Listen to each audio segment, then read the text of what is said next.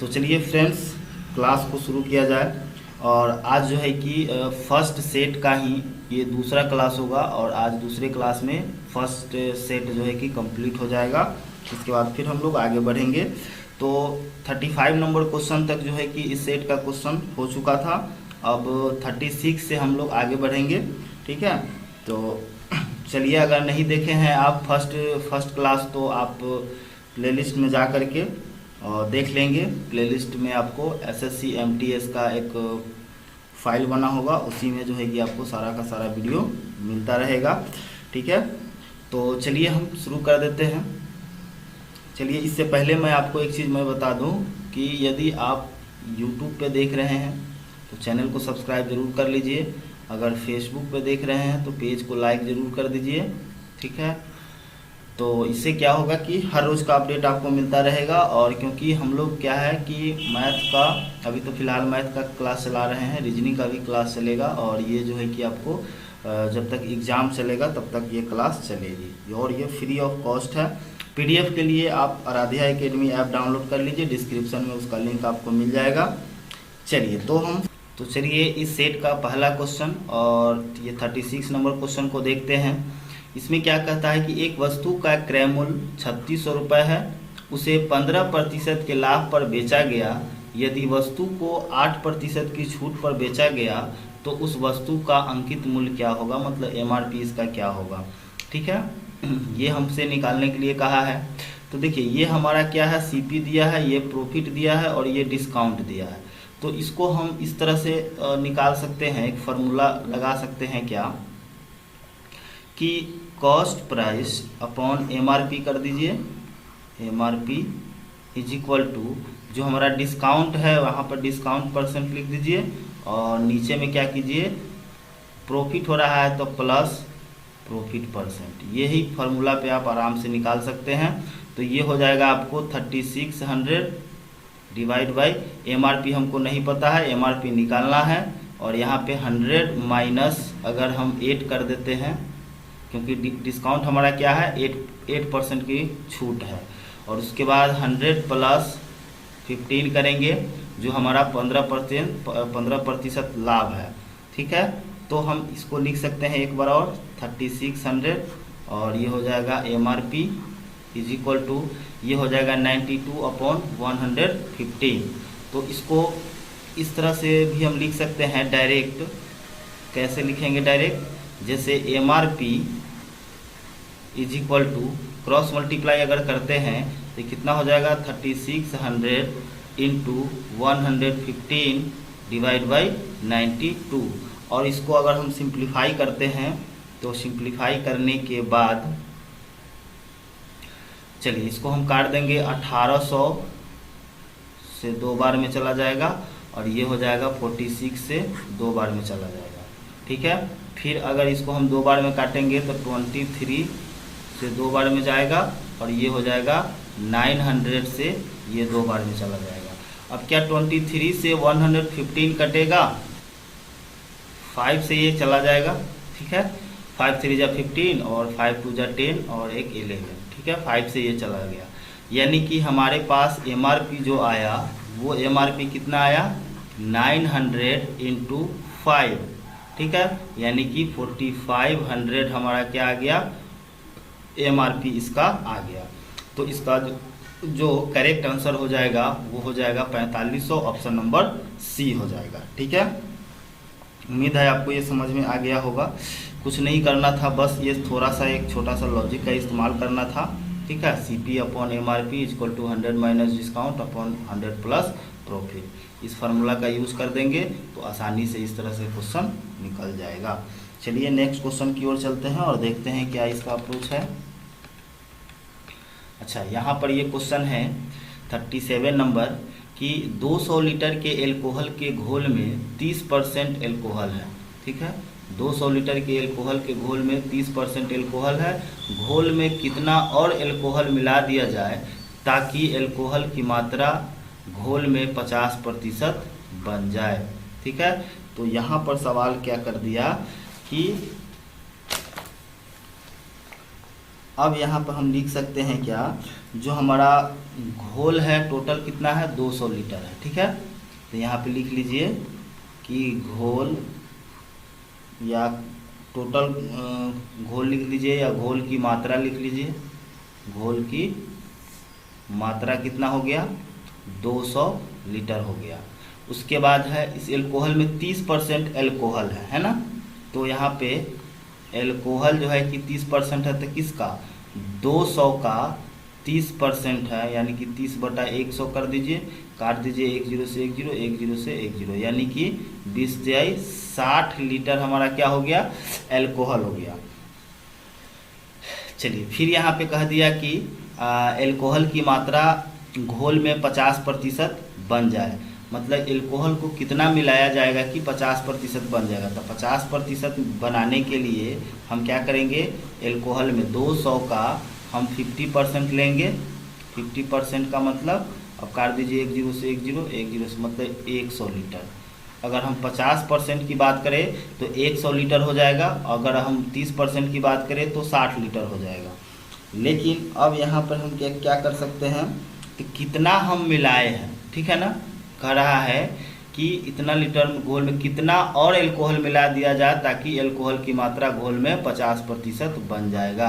तो कितना और मिला दिया जाए, तो यहाँ पर पहले से ऑलरेडी 30% मिलाया है तो 60 लीटर हो गया।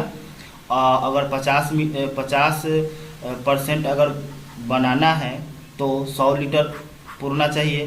तो यहाँ से ये कितना ज़्यादा है, तो ये हमारा 40 लीटर ज़्यादा है, तो यही 40 लीटर क्या करेंगे और एल्कोहल उसमें मिला देंगे, तो ये हमारा 50% बन जाएगा, ठीक है। तो इसका जो सही आंसर हो जाएगा वो आंसर हो जाएगा ऑप्शन नंबर ए, ठीक है। तो इस तरह से जो है कि हम आसानी से सॉल्व कर सकते हैं। चलिए नेक्स्ट क्वेश्चन की ओर चलते हैं। चलिए आगे का क्वेश्चन है कि एक कॉलेज में लड़के और लड़कियों का अनुपात 5:3 है तथा लड़कियों तथा अध्यापकों का अनुपात 7:1 है।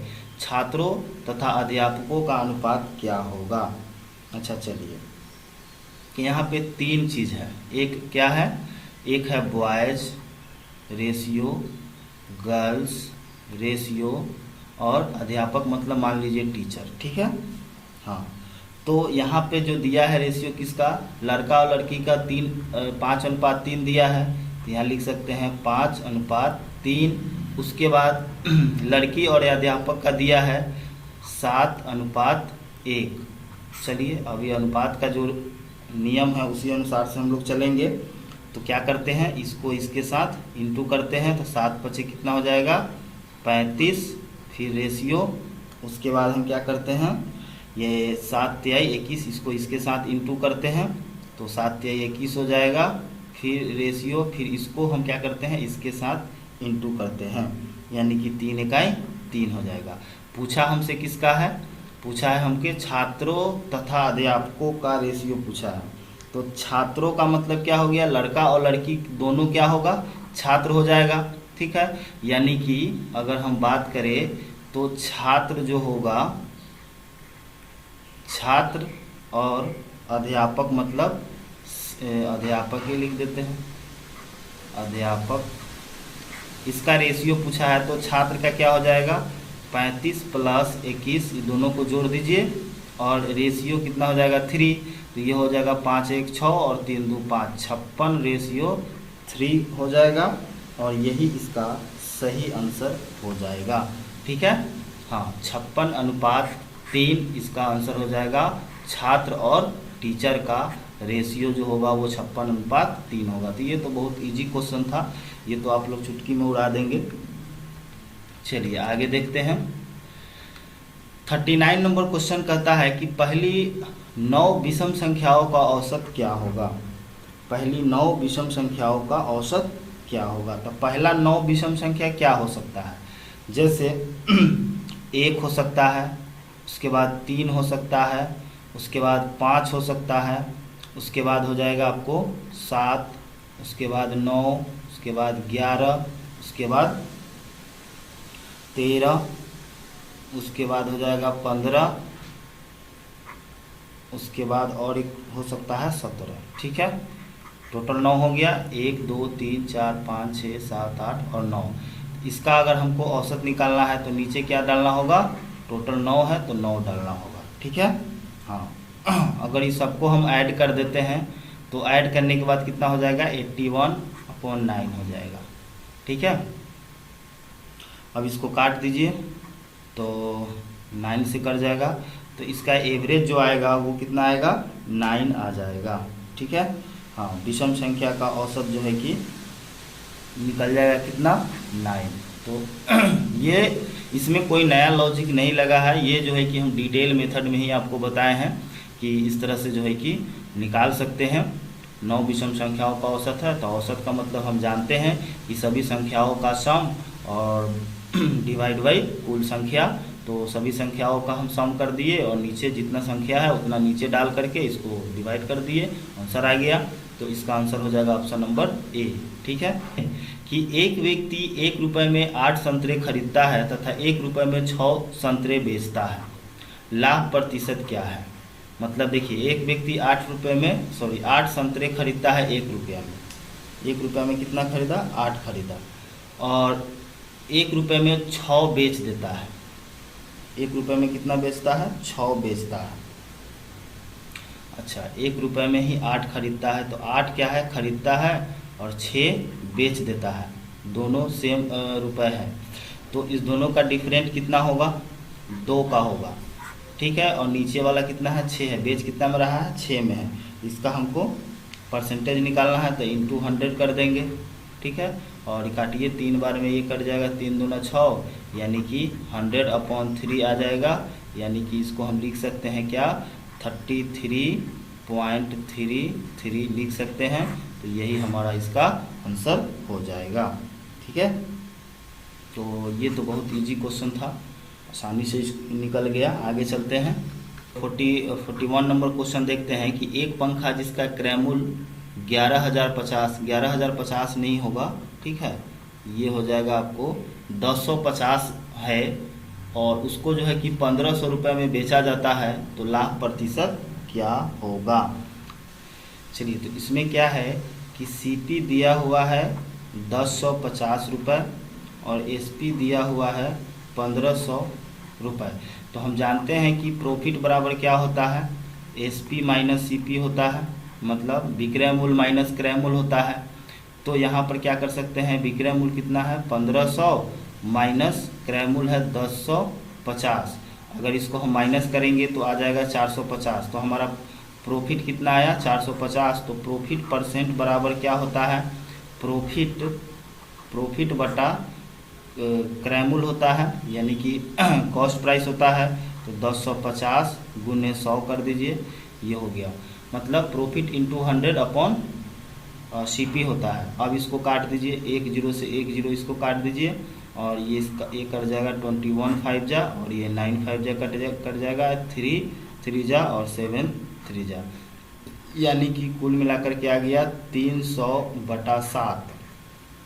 अगर हम इसको पॉइंट में करें तो 7 चौका 28, 2 7 दूना 14 आ जाएगा 6, 8 7 56।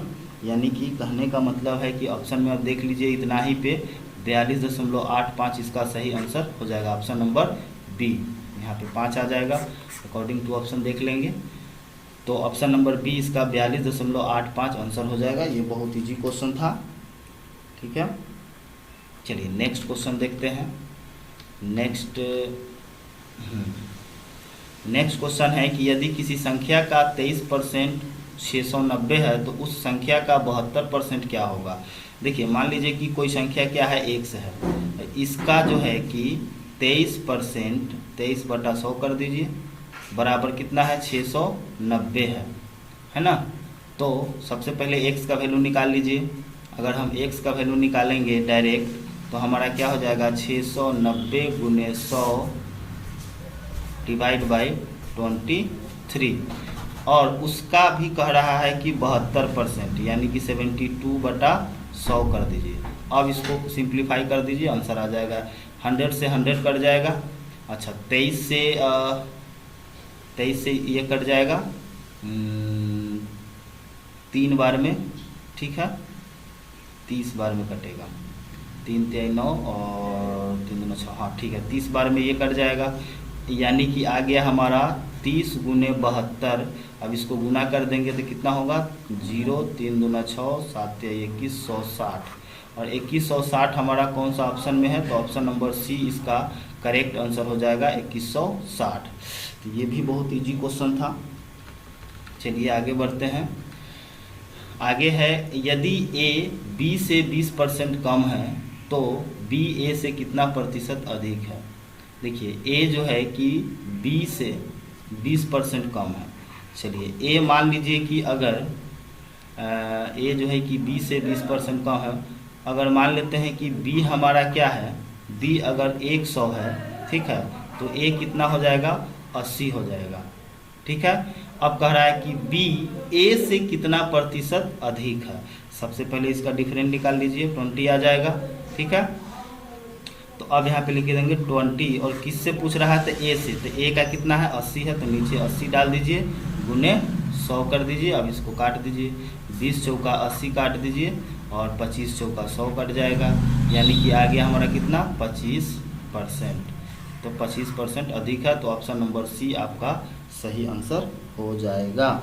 ठीक है, चलिए अब आगे हम लोग देखते हैं।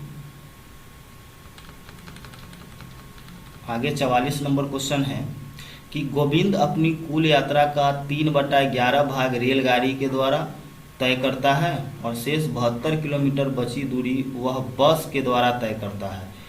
उसकी कुल यात्रा कितना किलोमीटर में है।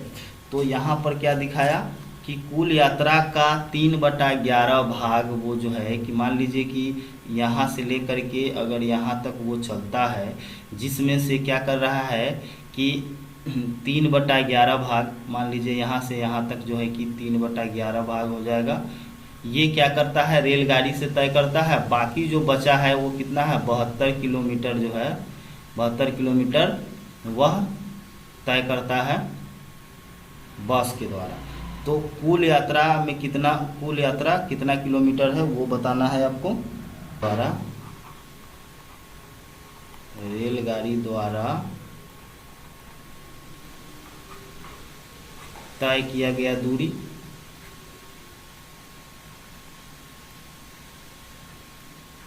तय किया गया दूरी बराबर कितना हो जाएगा, क्योंकि वो दूरी तय कर रहा है कितना, 3/11 दूरी तय कर रहा है ना, 3/11 भाग जो है कि वो दूरी तय कर रहा है। तो बाकी जो बचा है दूरी वो कितना है, शेष दूरी कितना हो जाएगा, शेष दूरी 1 - 3/11 कर देंगे तो ये आ जाएगा, 11 में से 3 घटेगा, 8 हो जाएगा। और ये 8/11 भाग जो है कि किसको रिप्रेजेंट कर रहा है, तो 72 किलोमीटर को रिप्रेजेंट कर रहा है। तो हम कुल दूरी निकाल सकते हैं, कुल दूरी बराबर क्या हो जाएगा कि 72/8/11, यानी कि इसको हम ऐसे भी तो लिख सकते हैं 72 × 11/8, 8 9 72 ये हो जाएगा, और 11 9 99 हो जाएगा, और यही इसका कुल दूरी हो जाएगा। तो 99 किलोमीटर जो है कि हमारा दूरी हो जाएगा। तो ऑप्शन नंबर बी आपका करेक्ट आंसर हो जाएगा। ठीक है, तो इस तरह से निकाल सकते हैं। चलिए नेक्स्ट क्वेश्चन की ओर चलते हैं और देखते हैं इसका क्या अप्रोच होगा। चलिए 45 नंबर क्वेश्चन है कि शांत जल में एक व्यक्ति की गति 10 किलोमीटर प्रति घंटा है। यदि धारा की गति 2 किलोमीटर प्रति घंटा है, उसे धारा के अनुकूल दिशा में कुछ दूरी जाने में कितना समय लगता है। उससे 3 घंटे अधिक समय धारा के प्रतिकूल दिशा में उतना ही दूरी तय करने में लगता है, और ये किलोमीटर में हमको निकालना है। जिससे धारा की दिशा में जो है, धारा के अनुकूल दिशा में लिख सकते हैं कि धारा के अनुकूल जो है कि उसका जो स्पीड हो जाएगा वो कितना हो जाएगा, यहाँ 10 है और प्लस धारा के अनुकूल जब चलेगा तो क्या हो जाएगा, ये भी स्पीड, धारा के गति भी ऐड हो जाएगा, यानी कि हो जाएगा 12 किलोमीटर प्रति घंटा हो जाएगा। धारा के प्रतिकूल यदि चलेगा प्रतिकूल, तो धारा के विपरीत दिशा में जब चलेगा तो 10 माइनस 2 हो जाएगा, यानी कि 8 किलोमीटर प्रति घंटा हो गया। अब मान लेते हैं, चलिए हम यहाँ पे इसको हम बना देते हैं। ठीक है, मान लीजिए कि उसका जो दूरी हो जाएगा, दूरी हमको निकालना है, तो दूरी मान लीजिए कि d है। ठीक है, और यहाँ पे कह रहा है कि 3 घंटा अधिक समय लगता है, यानी कि दोनों दूरी को हम माइनस कर लेंगे, यानी कि ये हो जाएगा हमारा, ये हम जानते हैं कि समय बराबर क्या होता है, दूरी बटा चाल होता है। तो दूरी हम मान लेते हैं ये 8 किलोमीटर प्रति घंटा है, धारा के प्रतिकूल, दूरी बटा चाल होता है, इसलिए हो जाएगा d बटा 8 माइनस फिर दूरी बटा चाल यानी कि d बटा 12 इज इक्वल टू 3 घंटा। 3 घंटा में चला जा रहा है। अब इसका हम 8 और 12 का एलसीएम लेंगे तो कितना हो जाएगा, 24 हो जाएगा। ये 8 तेईस 24, तो ये हो जाएगा 3d माइनस 12 दूना 24, तो यहाँ 2d इज इक्वल टू 3, यानी कि इसको माइनस करेंगे तो d upon 24 is equal to 3, यानी कि दूरी कितना हो गया, डिस्टेंस इज इक्वल टू 24 से क्रॉस मल्टीप्लाई करेंगे तो 24 से 72 किलोमीटर हो जाएगा। और यही हमारा आंसर है, और यही आंसर हमसे पूछा गया है। ठीक है, तो क्वेश्चन तो इजी था, बहुत इजी क्वेश्चन था, बस केवल समझना था कि कैसे हम निकालेंगे। अगर धारा के अनुकूल स्पीड निकाल लीजिएगा और प्रतिकूल स्पीड निकाल लीजिएगा, ठीक है, तो आप आसानी से जो है कि बना पाएंगे। क्योंकि हमको डिस्टेंस निकालना था किलोमीटर में, तो डिस्टेंस हमको पता नहीं है, तो हम डिस्टेंस को मान लिए d, और हम जानते हैं कि समय, क्योंकि यहाँ पे समय दिया हुआ था इसलिए समय को लेकर के हम चलेंगे। और देखिए यहाँ पे 3 घंटा अधिक समय लगा है, इसलिए यहाँ पे हम माइनस किए हैं, कम कहता तो यहाँ पे हम प्लस कर देते। ठीक है, तो यहाँ पे क्या हो जाएगा कि हम जानते हैं कि समय बराबर क्या होता है, दूरी बटा चाल, दूरी बटा चाल दोनों का चाल है, तो उसको हम करके और इसको सिंप्लीफाई कर देंगे, तो जो हमारा d का वैल्यू आएगा वही हमारा डिस्टेंस आ जाएगा, और यही हमारा आंसर हो गया। चलिए नेक्स्ट क्वेश्चन देखते हैं। नेक्स्ट क्वेश्चन हमारा है 46 नंबर, कि एक निश्चित राशि चक्रवृद्धि ब्याज पर 6 वर्ष में k गुना हो जाती है, तो 24 वर्ष में वह कितने गुना हो जाएगी। ठीक है, यानी कि मान लीजिए कि कोई प्रिंसिपल है, वो क्या हो रहा है कि k गुना हो रहा है, मतलब k टू दी पावर 1 कर दीजिए।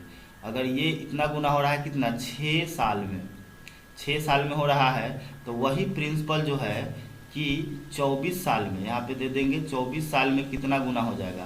तो अब देखिए अगर हम 6 और 24 का कॉम्बिनेशन देखेंगे तो 6 चौका 24, यहाँ पे 4 गुना हुआ है, तो ये भी कितना हो जाएगा, k टू दी पावर 4 गुना हो जाएगा, यानी कि ऑप्शन नंबर हमारा बी सही आंसर हो जाएगा। ठीक है, तो इसका k गुना आंसर हो जाएगा। ये बहुत इजी क्वेश्चन था। चलिए आगे देखते हैं। आगे यहाँ पर क्या है कि नीचे दिए गए रेखा चित्र में एक दुकानदार ने 6 लगातार वर्षों के लाभ को दर्शाया गया है। अच्छा, यहाँ पे लाभ प्रतिशत बराबर फार्मूला भी दे दिया गया, राजस्व माइनस व्यय बटा व्यय गुने 100। तो यहाँ पर जो है कि डाटा को देखिए और इसको निकालने की कोशिश किया जाए। ये लाभ जो है कि प्रतिशत में इधर दिया है, इधर वर्ष दिया है y1 y2, और ये इसका डाटा है। अब क्वेश्चन नंबर 47 देखेंगे, यदि वर्ष y2 का व्यय 4000 रुपया है तो उस वर्ष का राजस्व में क्या होगा, रुपए में क्या हो, राजस्व यहाँ पे निकालना है। ठीक है, तो राजस्व मान लेते हैं कि हमारा क्या हो जाएगा, x हो जाएगा राजस्व। चलिए राजस्व हमारा क्या है, x रुपीज है मान लेते हैं, जबकि हमारा व्यय मतलब एक्सपेंस दिया हुआ है 40,000, है ना, तो इसको रहने देते हैं। y2 का व्यय दिया हुआ है, तो निकालना हमको क्या है, राजस्व निकालना है।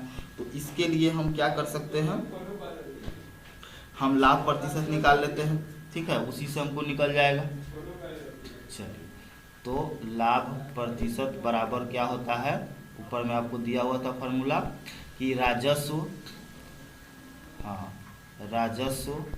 माइनस व्यय अपॉन व्यय गुने 100।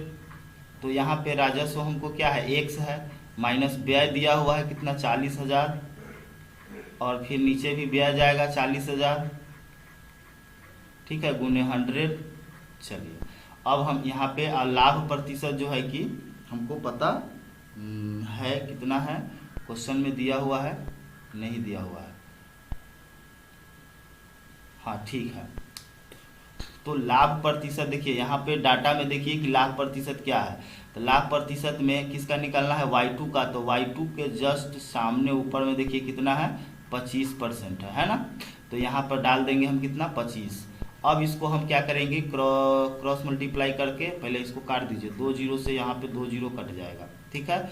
अब इसको क्रॉस मल्टीप्लाई करेंगे तो x minus 40,000 is equal to 25 चौका 100, इसको गुना कर दीजिए, 25 चौका 100, ठीक है। उसके बाद 2 जीरो, 1 2 जीरो। अब यहाँ पे x का वैल्यू निकालेंगे तो हो जाएगा 1 2 3 4 प्लस 40,000, ठीक है। अब सबको जोड़ दीजिए तो यहाँ पे हो जाएगा, ये हो गया हमारा 10,000 और 40,000, टोटल कितना हो जाएगा, 50,000, ठीक है। तो 50,000 हमारा क्या निकल गया, राजस्व निकल गया। तो ऑप्शन में कहीं पे 50,000 दिया हुआ है, तो ऑप्शन ए हमारा दिया हुआ है 50,000, तो यही हमारा आंसर हो जाएगा, ठीक है। देखिए ये क्वेश्चन जो है कि हार्ड नहीं है, क्वेश्चन इजी है, बस केवल कंसेप्ट को समझना है कि कैसे निकालेंगे, है ना। यहाँ पे व्यय दिया हुआ था, मतलब एक्सपेंस दिया हुआ है, राजस्व निकालना है और Y2 का व्यय। तो Y2 का व्यय निकालने के लिए हम क्या कर सकते हैं, राजस्व निकालना है, राजस्व निकालने के लिए हम क्या कर सकते हैं, क्योंकि फार्मूला यहाँ पे पता है कि लाभ प्रतिशत बराबर राजस्व माइनस व्यय बटा व्यय गुने 100। तो लाभ प्रतिशत तो दिया हुआ है पूरा 20 25 30 दिया हुआ था, जिसका भी कहेगा Y2 का कहा तो हम 25 ले लिए लाभ परसेंट, और इसी पर जो है कि वैल्यू को डाल देंगे तो आसानी से निकल जाएगा। चलिए नेक्स्ट क्वेश्चन भी इसका देखते हैं। नेक्स्ट क्वेश्चन यहाँ पर दिया है कि यदि वर्ष 15 का राजस्व दिया हुआ है 9600 रुपये है, तो उस वर्ष का राजस्व रुपए में क्या होगा। तो यहाँ पे इसको हम Y5 कर देंगे, ठीक है। तो Y5 का राजस्व 9600 दिया है, तो उस वर्ष का राजस्व ज्ञात करें। तो इसको निकालने के लिए क्या करेंगे, हम जानते हैं कि Y5 का राजस्व जो है का राजस्व कितना दिया है, तो 96,000 रुपये दिया हुआ है, 96,000 रुपये दिया हुआ है। और यहाँ पर क्या है, तो व्यय हमको निकालना है। तो व्यय जो है कि हम मान लेते हैं व्यय x रुपया है, तो सेम फार्मूला पे जो है कि आप निकाल सकते हैं कि, चलिए यहाँ पे बता देते हैं कि लाभ प्रतिशत बराबर राजस्व माइनस व्यय अपॉन व्यय गुने 100, ये था। तो यहाँ पे लाभ प्रतिशत देख सकते हैं कि Y5 का लाभ परसेंट क्या है। तो Y5 का लाभ परसेंट हमारा कितना है, तो इसके सामने जाएगा, ये 20% है, ठीक है। तो यहाँ पर हम डालेंगे कितना, लाभ परसेंट के जगह पे डालेंगे 20, और राजस्व हमको दिया है 96,000 माइनस व्यय हमको नहीं पता है x है, तो यहाँ भी डालेंगे x गुने 100, ठीक है। अब हम क्या कर सकते हैं, अच्छा इसको हम अब इंटू कर दीजिए, क्रॉस मल्टीप्लाई करेंगे तो ये हो जाएगा हमारा 20x इज इक्वल टू 100 से इसको भी मल्टीप्लाई कर दीजिए 100 से जब मल्टीप्लाई कर देंगे तो कितना हो जाएगा 96,000, और एक 2 जीरो और बढ़ जाएगा और माइनस 100x हो जाएगा, ठीक है। तो अब यहाँ पे 20x है और ये 100x को इधर लाएंगे तो प्लस 100x हो जाएगा, इधर हो जाएगा 96 लाख हो जाएगा, 1 2 3 4 5, ठीक है। तो ये हो गया 120x is equal to 96 lakh. तो x इज इक्वल टू कितना हो जाएगा, तो x इज इक्वल टू हो जाएगा आपको 96 लाख अपॉन 120। अब काट दीजिए, 1 जीरो से 1 जीरो काट दीजिए, और 12 अट्ठे 96 कटेगा, और 1 2 3 4 जीरो, मतलब हो जाएगा हमारा 80,000 रुपया हो जाएगा। तो x का वैल्यू कितना आ गया, 80,000 आ जाएगा, ठीक है। और यही हमारा आंसर हो जाना चाहिए 80,000। तो ऑप्शन में देखिए, ऑप्शन नंबर बी है 80,000, ठीक है। तो यही हमारा आंसर हो जाएगा, ठीक है। तो इसी तरह से जो है कि आपको 49 और 50 नंबर क्वेश्चन है, तो आप पीडीएफ ले लीजिएगा और उस पीडीएफ में सेम प्रोसेस से ही वो दोनों क्वेश्चन भी इसी डाटा से तैयार करना है। तो इसी डाटा से आप सेम क्वेश्चन को भी आप लोग कर सकते हैं। तो आज जो है कि ये फर्स्ट सेट खत्म हो गया है, ठीक है। अब अगले दिन से जो है कि दूसरा सेट चलेगा और दूसरे सेट के क्वेश्चन पे हम लोग डिस्कस करेंगे। चलिए, सो थैंक यू।